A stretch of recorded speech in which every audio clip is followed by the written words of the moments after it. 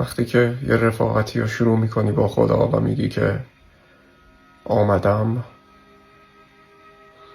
همه درهای دیگه رو میبندند که در دیگه ای نباشه که بری به اون در بکوبی.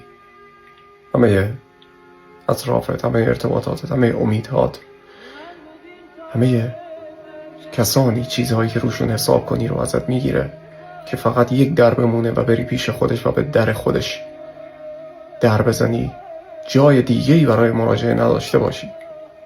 و غم‌های دلت رو میبینه و غم‌های دلت رو میدونه و تنهاییت رو، دلتنگیت رو، باری که بر دوشت هست رو، نفسی که سخت میاد رو میبینه. در معامله با خدا عزیز من هیچ ضرری نیست.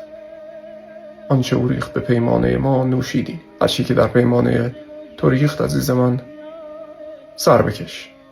چه غم بود، چه شیرینی بود. صبور باش که تنهایی ها میان، غم ها میان، ولی اگر که عزیز من این رفاقت رو میخوای، اگر که خودش رو میخوای، بمان در این راه. همون غمی که بهت داده هم غم شیرینیه. ما این راه رو با همه خستگی ولی با اعتماد به خودش میریم و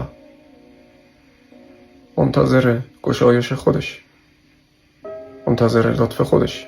پا پس نکشی، دلت رو قوی نگه دار عزیز من. راه درستیه، بالا پایین داره ولی به جای درستی میری. ما از بهشت گذشتیم، ما به دنبال بهشت آفرین هستیم.